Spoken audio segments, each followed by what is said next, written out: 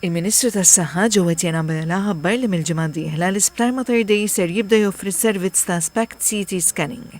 Dan huwa tip ta' skanjar li jaqgħad diversi teknoloġiji biex jagħti riżultati żjed preċiż dwar diagnosi l-kundizzjonijiet tal-pazjenti. Waqt li attenda t-tnedija ta' proġett ta' modernizzar fl-Isptar Privat Da Vinci, il-Ministru għas-Saħħa Joe Etienne Ambela qal li s-saħħa tal-pazjenti hija fiċ-ċentru tal-prijoritajiet tal-programm ta' ħidma tal-Gvern għal l-isptarijiet privati mhumiex f'kompetizzjoni mal-Gvern, iżda jikkumplementaw is-servizzi tiegħu. Dejna noffru teknoloġija tal-MR-Linac ġewwa Mater Dei, il-ġimgħa li ġejja ħanibdew noffru servizz ta' SPECT CT scanning imma dik ġejja l-ġimgħa d-dieħla.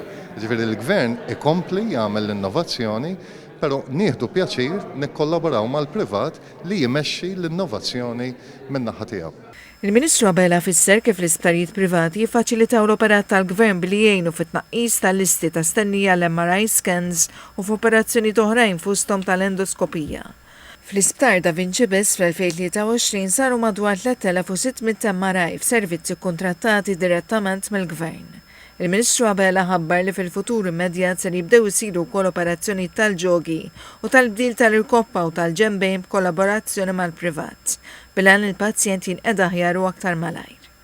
L-Isptar Privat Da Vinci li opera 24 sena iħaddem madwar 160 ħaddiem bejn professjonisti full-time u konsulenti mediċi. Dr. Pierre Vassallo, radiologu u direttur maniġerjali, qal li fl-2023 kien hemm madwar 85,000 pazjent li nataw kura u trattamenti fl-Isptar Da Vinci. Fisser kif il-proġett ta' modernizzar kien jikkonsisti fil-bini ta' Immediate Medical Care Units. Din hija taqsima ġdida li għandha lan li titratta pazjenti li jkollhom bżonn jingħataw kura immedjata.